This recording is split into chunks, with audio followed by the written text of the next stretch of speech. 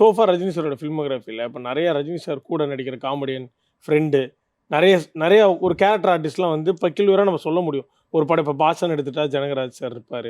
So இந்த மாதிரி இருக்கிறப்போ நீங்கள் ஃப்யூச்சரில் ஒரு ரஜினி சாரோட படத்தில் இந்த மாதிரி ஒரு முக்கியமான ஒரு பார்ட்டாக இருக்கணும்னா ஒரு ரெஃபரன்ஸ்க்கு ஏதாவது ஒரு ரோல்ஸ் எனக்கு அவரோட ஷேடோவாக இருந்தாலே போதுங்க. எனக்கு இந்த ரோல் பண்ணணும் அந்த ரோல் அப்படிலாம் நினைக்கவே இல்லை. நான் கூலிலாம் கூப்பிடும்போது என்ன ரோல்னே கேட்கல.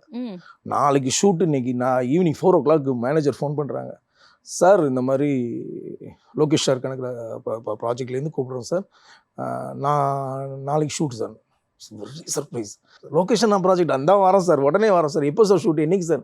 மார்னிங் இருக்குங்க, இன்னைக்கு நைட்டு ஃப்ளைட்டு 10:30க்கு. பயங்கர எக்ஸைட்மெண்ட். 10:30க்கு ஃப்ளைட்டு 8 o'clockலாம் ரெடியாகி ஏர்போர்ட் போயாச்சு. ஒரு எக்ஸைட்மெண்ட் இருந்துக்கிட்டே இருந்தது. யார் வாரா, யார் கூட பண்ண போகிறோம், ஒன்றுமே எனக்கு தெரியாது. மார்னிங் போனதுக்கப்புறம் ஸ்பாட்டில் போனவொடனே கேரவனை தான் எண்ணுறேன்.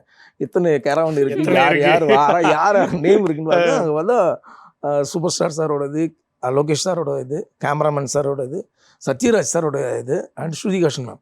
வேறு கேரவன் இல்லை. ஆன் த ஸ்பாட் போனதுக்கப்புறம் தான் லோகேஷ் நான் கூப்பிட்டு இந்த மாதிரி கண்டென்ட்னு சொல்கிறாங்க. ரொம்ப ஹாப்பி ஆகிட்டு. மேன்ஷனில் ஃபுல்லாக நீங்கள் இருக்கிறீங்க விஸ்வா, இந்த மாதிரி இது. டே 1 ஃபஸ்ட்டு ஷாட் எடுக்கும்போதே சார் நாங்கள்லாம் இறங்கி வர மாதிரி ஷாட் எடுத்தாங்க. போதுண்டா இந்த படத்துக்கு அப்புறம் இதுக்கப்புறம் கூப்பிட்டாலும் சரி கூப்பிட்டாலும் சரி அடிஷ்னல் போனஸ் தான் அப்படின்னு நினச்சிட்டு ஃபஸ்ட் ஷாட்லேயே அட்டன் பண்ணி பக்கா